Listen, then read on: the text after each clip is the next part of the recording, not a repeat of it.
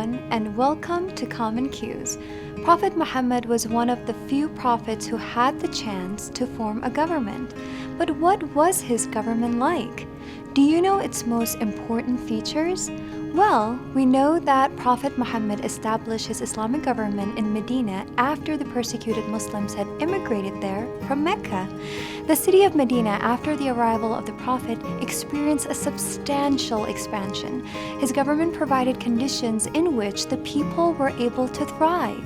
We need to examine precisely what it was that both led to the flourishing of Medina so that its residents benefited, and also to the admiration for this successful government spreading amongst the tribes closer at hand, as well as other nation-states.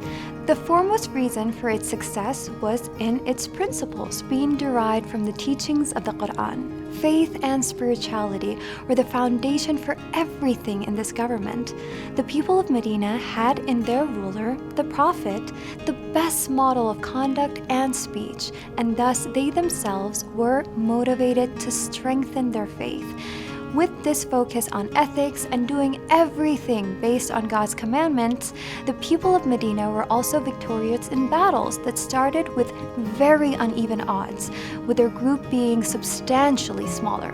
For example, in the Battle of Badr, the Muslims, with their army of only around 310 soldiers, won against the enemy's army of around 950 soldiers. Did you know that the Prophet also encouraged decision-making based on prior investigation so that sufficient knowledge would be attained to make the best possible decision? He also engaged in consultation with his followers. Ignorance was condemned. This was exemplified during the Battle of the Trench, when some of the Muslims were of the opinion that they should fight the battle outside of the city, whereas others wanted to bring the battle inside the city. The Holy Prophet consulted with both groups and agreed with the first group, which, as we know, was the victorious strategy.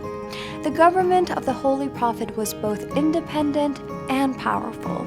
On the one hand, the Holy Prophet would enter peace treaties with the non-Muslims outside Medina.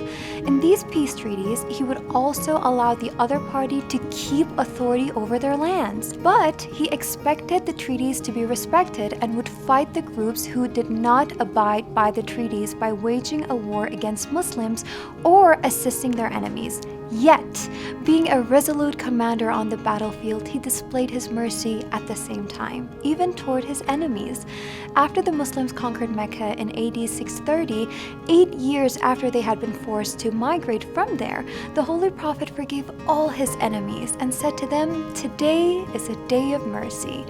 It is this message of love and mercy which is another of the reasons for his Islamic government being so popular and for the spread of Islam in the region. The conquest of Mecca for the Muslims was a culmination of the Prophet Muhammad's efforts to build the Islamic government, and there he delivered a sermon to all the people, which contained this revolutionary message of justice and coexistence for all people based on working for Allah.